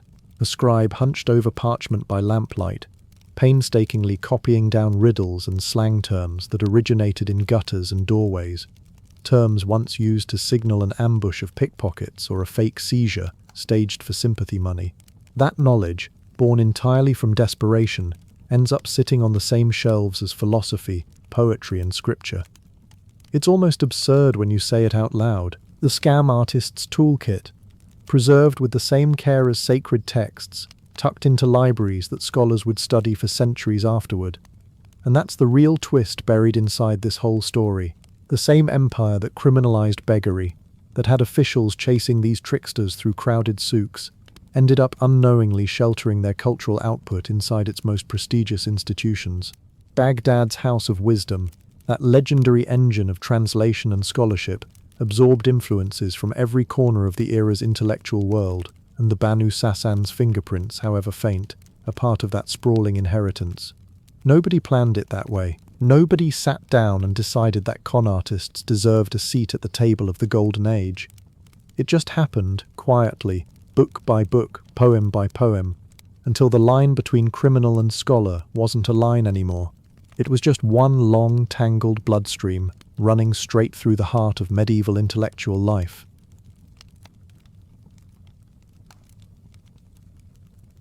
Ali Zaybak could slip out of iron shackles the way most people slip out of a wet coat. Chroniclers who wrote about him in the centuries after his supposed lifetime describe a man who could talk his way past a city gate, seduce a guard's suspicion into friendship, and vanish from a locked room before the torch even finished burning down. He wasn't a knight, he wasn't a prince in disguise. He was, by every account, a thief, a con man, and a folk hero, all rolled into one figure, who Cairo's storytellers passed down for generations, embellishing a little more with every retelling, until the line between the real streets he might have walked and the myth built on top of them became impossible to find. Sound familiar? It should. It's the exact same alchemy that turned obscure English fugitives into Robin Hood. Except this version happened centuries earlier, in a different language, under a different sky, and on a scale that puts the forests of Sherwood to shame. Ali Zaybak didn't spring out of nowhere. He's the most famous face of a much older tradition, one stretching straight back to the Banu Sassan underworld we've already spent time exploring. That sprawling medieval fraternity of beggars, forgers, fake holy men, and hustlers who operated across the entire Islamic world. Once their tricks and slang got written down by insiders like Abu Dulaf al-Khazraji, the material didn't just sit quietly in a manuscript gathering dust. It fed directly into a booming genre of storytelling. The Maqamat tradition that turned street cons into court poetry was basically the ancestor of an entire universe of trickster narratives. And by the time popular tales like Ali Zaybak's were circulating widely, that universe had grown into a full-blown genre of its own, one with recurring stock characters, expected plot beats, and audiences who couldn't get enough of it. And here's where it gets deliciously ironic. Who was paying to hear these stories? Not just commoners gathered around a fire, wealthy patrons, court officials, even the kind of elite society that funded the poets and scribes preserving all of this in the first place. The very people whose jobs depended on chasing con artists off the streets were, in their off hours, requesting encore performances about the cleverest con artists who ever lived. Imagine a modern police chief who spends the workday hunting fraudsters, then goes home and binges a show about a brilliant scam artist outsmarting the cops every single episode, rooting for the crook the entire time. That's essentially what was happening in the courts and salons of medieval Cairo and Baghdad. The underworld wasn't just tolerated as entertainment. It was practically a luxury good, dressed up in verse and performed for exactly the audience with the most reason to fear it. Now compare that appetite to what was happening on the other side of the map. European outlaw legend, especially the English strain we've spent this whole documentary picking apart, runs on a very different fuel. Robin Hood's ballads are soaked in violence. Arrows through throats, skulls split open, sheriffs humiliated and sometimes outright killed. The audience wanted blood alongside the wit, and the stories delivered plenty of it. The Arabic trickster tradition took a noticeably different road. Ali Zaybak and his fellow rogues win through cunning, not carnage. The prized skill isn't swinging a sword, it's picking a lock, forging a seal, or talking a guard into looking the other way. Violence shows up here and there. Sure, nobody's pretending this is a bedtime story for toddlers, but it's rarely the point of the tale. The point is the trick itself, the elegance of the con, the satisfaction of watching someone outsmart a rigged system without needing to spill a drop of blood to do it. It's the difference between admiring a boxer for his knockout punch and admiring a chess player for a checkmate nobody saw coming 10 moves ahead. That code of cleverness over brutality wasn't just a storytelling preference either. It reflected something real about how these underworld networks actually operated day to day. A con only works if you can run it again tomorrow. A body in an alley draws exactly the kind of attention a professional grifter cannot afford. So the culture that produced these tales prized discretion, adaptability, and disguise. And nowhere is that adaptability more obvious than in the storytellers themselves. Historians studying this tradition have pointed out something almost breathtaking in its practicality. Wandering performers, the same kind of figures who made up parts of the Banu Sasan orbit, would shift the entire religious framing of their tales depending on who was sitting in front of them. Tell a Christian audience a story with Christian flourishes. Tell a Jewish audience one leaning on shared scripture. Tell a Muslim audience a tale that praised whichever revered figures that particular crowd held sacred. And do it convincingly enough to collect a healthy pile of coins by the end of the performance. Some of these performers reportedly even had a planted accomplice in the crowd, someone paid to gasp and sigh at all the right dramatic beats, priming the rest of the audience to loosen their purse strings. That's not a con on the street, that's a con about telling cons, nested one layer inside another, and it's honestly one of the most self-aware moves in the entire history of medieval performance. Think about what that pragmatic pluralism actually says about outlaw culture at large. These weren't ideologues locked into a single worldview, fighting for one sacred cause against one clearly defined enemy. They were survivors, reading a room and adjusting the script to fit it, treating religious identity itself as one more tool in the kit, rather than a fixed loyalty. It's a strange kind of open-mindedness born entirely out of necessity, the kind of flexibility that doesn't get celebrated in official histories because it doesn't fit neatly into any single faith's narrative of itself. But it absolutely shaped how these stories spread across such staggering distances, from Andalusian courtyards to Persian marketplaces, all speaking a shared underworld language, even while wearing different religious costumes depending on the crowd. So step back and look at the full shape of what's been uncovered here. Robin Hood's forest, the Foleville gang's Leicestershire crime sprees, Eustace the Monk's Channel piracy, Klaus Sturtebecker's Baltic legend, and now Ali Zaybak's Cairo streets. All of it points toward the exact same human instinct showing up again and again across wildly different cultures. Give people a rigid system that criminalizes survival. Add a charismatic figure who beats that system through wit or nerve or sheer audacity, and communities everywhere will spin that figure into legend, whether they're huddled around a fire in the English countryside or gathered in a Baghdad courtyard listening to a poet spin gold out of gutter slang. Outlaw myth-making wasn't some quirky English specialty that the rest of the world happened to borrow later. It was a fully global medieval habit, running on parallel tracks across continents, proving that wherever there's injustice sturdy enough to survive a few centuries, there's a storyteller nearby ready to turn the person who broke that injustice into something worth remembering. And that pattern doesn't stop at the borders we've already crossed. Look east past Cairo and Baghdad into the Mongol-shadowed steppes, where wandering bandits who raided caravan routes got folded into epic songs sung by nomads who needed heroes that could outrun empires on horseback. Look south into West African griot traditions, where clever tricksters who outsmarted greedy chiefs became stand-ins for entire villages who couldn't. The costumes change, the landscapes change, the specific crimes change from cattle raiding to grain hoarding to smuggling silk past a checkpoint, but the emotional transaction stays identical.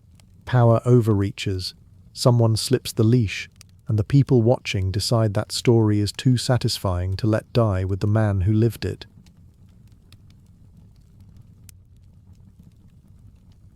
Somewhere in the hill country of Carmarthenshire, a man named Thomas Jones spent his later years drawing up genealogies, collecting coats of arms, and signing his name to property deeds like any other respectable Tudor gentleman.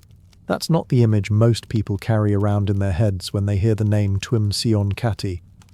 The image they carry is a rogue on horseback, galloping through Welsh valleys, robbing fat merchants and vanishing into caves before the sheriff's men can even get their boots on. Both versions technically point at the same person. Only one of them happened. The documented Twm Sion Cati lived comfortably inside the system, rather than against it. He held land. He served as a herald tracing noble bloodlines for other gentry families, and by the time he died, he'd built himself a reputation as a scholar and antiquarian, the kind of man who gets invited to dinner rather than hunted through the woods. That's a fairly unglamorous ending for a legend, so of course later generations rewrote it. Ballad singers and local storytellers grabbed his name and grafted onto it every trickster convention they'd already been circulating for centuries. The disguise, the narrow escape, the clever con pulled on some pompous official too slow to catch him. Suddenly the herald became a highwayman. The genealogist became a genius of disguise who could talk his way out of any noose. None of that matches the paper trail, but the paper trail was never going to be as fun to sing about around a fire. And fun, as we've seen again and again in this story, tends to win. What makes Twm Sion Cati interesting isn't that he broke the mold of outlaw myth-making, it's that he proves how flexible that mold really is. You don't need an actual criminal to build an outlaw legend, you just need a name people already like. A region hungry for its own version of the story England kept telling about itself, and enough time for the gap between fact and fiction to quietly fill in with whatever the audience wants most. Wales got its Robin Hood not because some daring bandit demanded it, but because a respectable landowner's name was simply lying around, available, ready to be repurposed the moment nobody living could contradict it. Head north into the border country between England and Scotland, and the legend gets rowdier, bloodier, and considerably more armed. Adam Bell, Clyme of the Clough, and William of Cloudsley show up together in ballads as a trio of outlawed archers hiding out in the forest of Inglewood. And if their story sounds suspiciously familiar, that's because it's basically running the exact same script Robin Hood's ballads had already made popular. There's the secret meeting in the woods, there's the wife or lover in danger back in town. There's the outrageous feat of marksmanship performed in front of a stunned crowd. And there's the eventual audience with the king himself, who is so impressed by their skill that he pardons the very men he was supposed to be executing. That last beat deserves a second look, because it shows up over and over across this entire tradition like a genre requirement nobody's allowed to skip. Robin Hood shoots the winning arrow at a contest and gets recognized. William of Cloudsley reportedly shoots an apple off his own son's head from impossible range, a stunt medieval audiences clearly loved regardless of how many times a version of it got recycled from story to story. The pattern isn't subtle. Outlaw proves his worth through a public display of impossible skill. The crown is forced to acknowledge that worth, and the story resolves not through justice exactly, but through royal mercy dressed up as justice. It's a fantasy of reconciliation between the little guy and the throne, and medieval audiences apparently couldn't get enough of watching it play out again and again with different names attached. Why did royal pardons matter so much to these ballads? Because in the real world, pardons were exactly the kind of thing wealthy, connected criminals actually received, while ordinary fugitives rotted as wolf's heads with no legal existence at all. The ballads took that uncomfortable class reality and flipped it into wish fulfillment. Instead of the pardon going to some well-connected gang leader with friends in high places, it goes to the archer nobody expected to survive the week. The fantasy isn't really about archery. It's about a system that actually rewards skill and courage instead of birth and bribery, which tells you plenty about how rarely that system worked that way in practice. Now step outside the ballads entirely and into the actual border country these stories were born in, because the real history there makes the fiction look almost restrained by comparison. For roughly 3 centuries, the frontier between England and Scotland operated less like a stable border and more like an active war zone with intermissions. Families on both sides survived through what's now politely called reaving, which in plain terms meant organized cattle raiding, extortion, and the occasional kidnapping, conducted across the border with enough regularity that entire clans built their economic survival around it. This wasn't a handful of desperate men slipping away in the night. Reaver families operated in mounted raiding parties, moved fast across rough terrain they knew intimately, and developed their own code of loyalty that had almost nothing to do with which kingdom they technically belonged to. Blackmail, in fact, gets its name from this exact world. A payment made to Reaver families in exchange for leaving your cattle alone. Extortion so normalized it became just another line item in a farmer's yearly budget. Authorities on both sides periodically tried cracking down, hanging raiders, burning strongholds, issuing furious edicts from London and Edinburgh alike. And the raiding simply adjusted and continued, because when your entire regional economy runs on livestock theft, no royal decree changes the math of survival overnight. Out of that grinding, violent, practical economy came the same mythologizing instinct we've traced from Sherwood to Cairo. Reaver families got folk songs written about their daring raids and narrow escapes, their cunning outwitting of sheriffs on both sides of the border, their loyalty to kin over crown. The theft didn't disappear from the story. It just got reframed as resourcefulness. The same trick every outlaw legend in this whole documentary keeps pulling. Strip away the romance and you've got hungry families stealing livestock to survive a brutal, lawless frontier. Add a few generations of storytelling and you've got border ballads celebrating clever raiders who ran circles around useless authorities. Put Trim Sion Cati, the Inglewood Archers, and the Border Reavers side by side, and you can watch the same machinery working at 3 different speeds. One turns a respectable herald into a highwayman purely through wishful rewriting. One recycles an entire template of skill, pardon, and reconciliation borrowed wholesale from the Robin Hood tradition, and one takes a genuinely brutal, ongoing survival economy and slowly polishes it into song. Different landscapes, different accents. Same human appetite for turning the person who beat a broken system into someone worth remembering. And that appetite doesn't discriminate by century or coastline. Look at the Norwegian fjord raiders, the Sicilian bandits who preyed on Spanish tax convoys, the Rhine toll keepers who robbed merchants blind and got called river lords instead of pirates.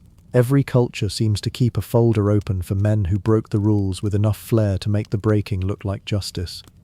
Sherwood Forest just happened to get better publicity. Give a river a lute instead of a lance. And 3 centuries later, he's not a cattle thief. He's a folk hero standing knee-deep in mist, daring the sheriff to try something. History barely changes the facts. It just changes who's allowed to laugh last.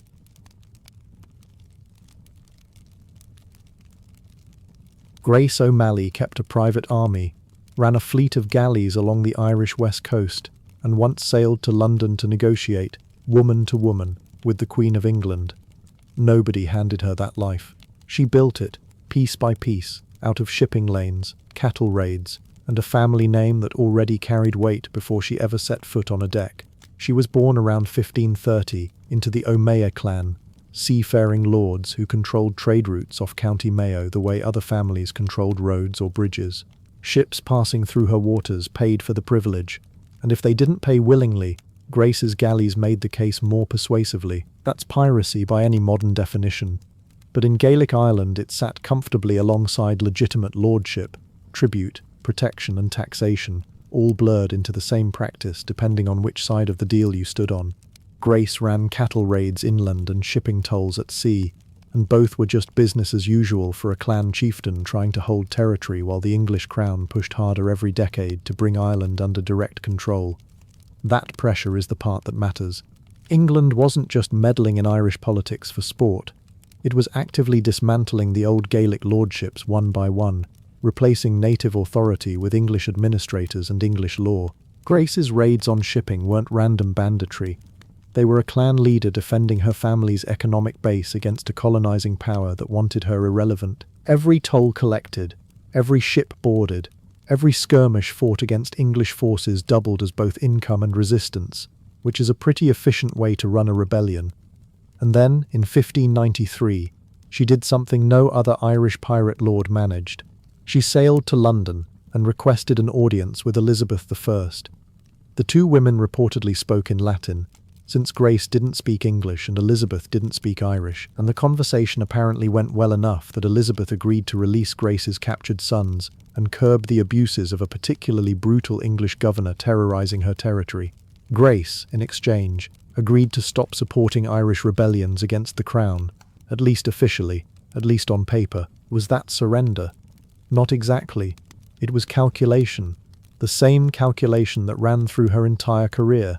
Grace understood that outright war against England was a losing bet for a regional clan, but a personal audience with the monarch, a direct appeal framed as noble woman to noble woman, might actually move the needle. It worked, at least temporarily, and it worked because Grace played both sides of her own reputation, pirate when piracy served her, diplomat when diplomacy served her better. She didn't choose between outlaw and stateswoman. She was both, simultaneously for decades, and the English crown never quite figured out how to categorize her, which honestly might have been the whole point. Across the water and back a couple centuries earlier, another noblewoman turned the same trick with a considerably darker motive. Jeanne de Clisson didn't start out as anyone's idea of a pirate. She was a Breton noblewoman, married into wealth, living the kind of life aristocratic wives were supposed to live, until 1343, when her husband Olivier de Clisson was accused of treason by the French crown during the opening chaos of the 100 Years' War. The evidence was thin. The trial was rushed. Olivier was executed in Paris, and his head was displayed on a spike, a warning to anyone else who might get accused of the wrong loyalties during a war where loyalty itself was constantly shifting. Jeanne reportedly took her sons to view their father's severed head before making a promise that would define the rest of her life. She sold her estates, raised money through whatever means necessary, and assembled a small fleet of ships painted black with blood-red sails, a visual statement that left absolutely no room for ambiguity about her intentions. For years afterward, Jeanne de Clisson hunted French ships in the English Channel, boarding vessels, executing crews connected to the French crown, and reportedly sparing only a handful of sailors each time, specifically, so they could survive to spread the story of what happened to anyone who crossed her. Chroniclers called her the Lioness of Brittany, and the nickname stuck because it captured something true about how her contemporaries understood her violence. This wasn't greed. Nobody accused Jeanne de Clisson of piracy for profit. Her entire campaign was framed, both by her and by the people writing about her afterward, as vengeance, personal, righteous, unrelenting vengeance for a husband's unjust execution. She eventually allied with the English crown against France, which conveniently let her keep fighting the same enemy, while gaining legitimate cover for what was still, functionally, an ongoing campaign of maritime violence. Here's where the pattern gets interesting. Male pirates of the same era, the Eustace the monks and Klaus Störtebecker's we've already covered, got branded with greed as their primary motive, chroniclers painting them as opportunists chasing gold and switching allegiances for the highest bidder. Grace and Jeanne got a different narrative treatment entirely. Their violence needed a bigger justification, a wrong significant enough to explain why a noblewoman would abandon polite society for a life of raiding ships. For Jeanne, that justification was an executed husband and a promise to her sons. For Grace, it was decades of watching English encroachment strangle her clan's autonomy. Personal loss and political grievance became the acceptable frame for female violence in a way that simple ambition apparently could not. That's not incidental. Medieval and early modern chroniclers, almost entirely male, seemed unable to process powerful women engaging in piracy without wrapping the story in either monstrous imagery or tragic justification. Grace O'Malley shows up in some English accounts as a savage, unnatural creature, a woman who'd abandoned femininity entirely to command ships and men. In Irish folk memory, she's something closer to a folk heroine, fierce and clever, standing up to an empire that wanted to erase her people's independence. Jeanne de Clisson gets similar treatment, cast as either a bloodthirsty widow drunk on revenge or a devoted wife whose grief curdled into righteous fury, depending on which side of the channel was doing the telling. Strip away the moralizing on both sides, and what you're left with is two women who read the political and economic map of their moment with real precision, then acted on that reading with ships, weapons, and negotiation in whatever combination the situation demanded. Grace built an economic and military power base, and knew exactly when to trade a portion of that power for a royal audience. Jeanne converted personal catastrophe into a multi-year campaign, then folded that campaign into the larger machinery of a national war. Call it piracy, call it vengeance, call it politics wearing a bloodier coat than usual. The men writing their stories needed a clean label. The women themselves were busy doing something far messier and far more calculated than any single label could hold. Picture the actual mechanics of it for a second. Grace O'Malley didn't just wave a sword and hope for the best. She ran a fleet that moved cattle, wool and mercenaries across the west coast of Ireland like a shipping company, with a very short temper for tariffs it didn't set itself. Jean de Clisson didn't simply scream at the sky and set sail. She financed a squadron with her own coin, painted the hulls black, dyed the sails red, and turned the English Channel into a stretch of water where French nobles checked twice before boarding anything unfamiliar. That's not folklore, that's logistics soaked in blood. And it's a lot harder to romanticize once you picture the paperwork.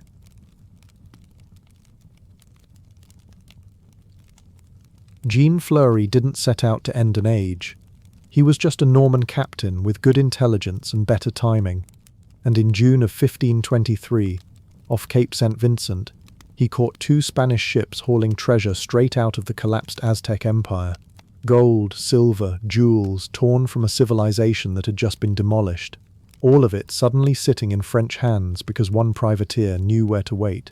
Word of that capture spread across European ports faster than any ballad ever could, and suddenly every captain with a fast ship and a loose conscience wanted in. Fleury himself got caught 4 years later by a Basque fleet and handed over to Charles V, who presumably did not send a thank you note. But the model he proved, that a single well-timed raid could reshape the economics of an empire, outlived him completely. Francois Leclerc picked up where Fleury left off, minus the subtlety. They called him pied de palo, peg leg, because war had already taken pieces of him before he ever set foot on a Caribbean beach. He tore through the Spanish Main and Hispaniola with the kind of violence that made Eustace the monk look like a hobbyist, and when it suited him, he sided with an English invasion force against his old enemies, dying in the Azores in 1563, still swinging at Spain. Fleury and Leclerc matter here because they're the hinge. They're standing exactly where the medieval outlaw tradition turns into something new. The age of state-sponsored piracy, of letters of marque and royal charters, where the crown stops pretending outlaws are enemies and starts issuing them paperwork.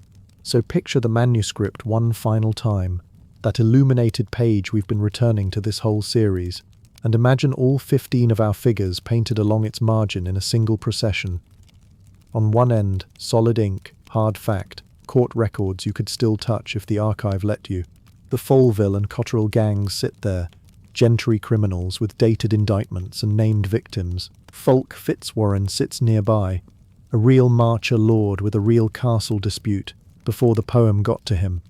Hereward the Wake, real resistance fighter, real Fen campaign. Though the bear fight is pure embellishment, Grace O'Malley and Jean de Clisson anchor that documented end too. Women whose fleets and negotiations left paper trails that still exist. Slide toward the middle of that manuscript and the ink starts to blur. Eustace the monk did exist, did fight at Sandwich, did die there. But whether he was a shape-shifting demon or a clever trickster depends entirely on which side of the channel held the pen. Klaas Sturtebeker occupies that same blurred ground, a name that may have described one man or a whole catch-all category the Hanseatic League used to explain its trade losses. The Vitalian Brethren weren't even necessarily pirates in any coherent sense. They were mercenaries who'd finished a war and needed new employment, later flattened into legend because legend is tidier than unemployment statistics. And then, right at the far end of the page, the ink turns almost entirely to gold leaf and imagination. Robin Hood, stitched together from tax rolls that just happened to share a nickname, the border ballad heroes, Adam Bell and his companions, pure wish fulfillment dressed as history. Tum Sion Cati, a real Tudor gentleman buried under centuries of trickster folklore he never asked for. Ali Zabak and the wider Banu Sassan tradition, brilliant and real as a criminal culture, but individually more archetype than biography. That's the spectrum. Fact on one end, invention on the other, and almost everyone we've covered sitting somewhere uncomfortably in between. What ties the whole procession together is who was holding the paintbrush. Crowns needed outlaws to justify taxation and military campaigns, so chroniclers turned resistance fighters into demons and villains into cautionary tales. The church needed sin and redemption, so Eustace the monk became a morality play about a holy man corrupted. Local chroniclers, writing for audiences who actually remembered the sheriff's cruelty, needed heroes, so the same violent yeoman became a saint of the greenwood. And commoners, passing ballads mouth to mouth in taverns with no printing press in sight, needed hope more than they needed accuracy. So the stories kept softening, kept adding archery contests and royal pardons and happy endings that the historical record never delivered. None of that machinery stopped running just because the Middle Ages ended. Walk into a German gift shop in Hamburg today, and you'll find Störtebeker beer, Störtebeker ferries, a whole tourism economy built on a pirate whose actual organizational existence historians still argue about. Watch practically any Robin Hood film from the last century, and you'll see the same Tudor sanding down we talked about back in Chapter 3. The poaching and the class rage smoothed into swashbuckling romance, safe enough for a family audience. The marketing survives because the myth is useful, exactly the way it was useful 800 years ago, just aimed at tourists instead of taxpayers. Which brings us to the actual argument this whole series has been circling. The line between criminal and hero was never really about the individual standing on it. Fulk Fitzwarren looked heroic mainly because King John was despised. Eustace the monk looked satanic or brilliant depending on which crown was paying the chronicler.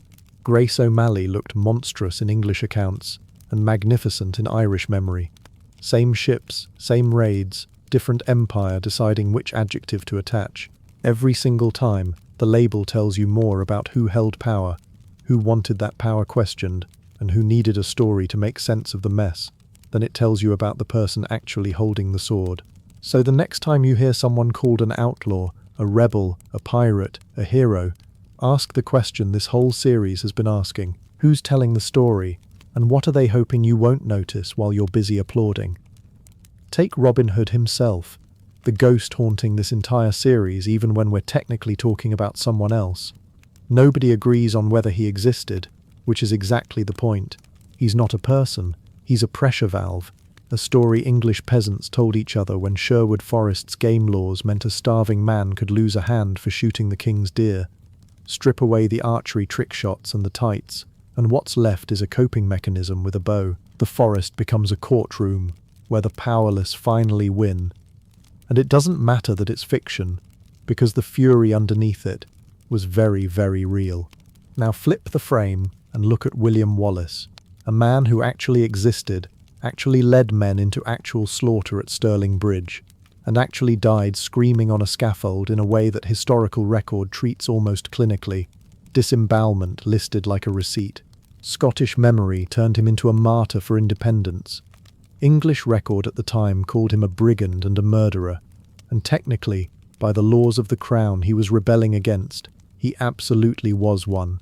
Same blood, same battlefield, opposite verdict, and the only variable that changed is which side of the border eventually got to print the history books. And this is where it gets uncomfortable, because the pattern doesn't stay politely locked in the 13th century.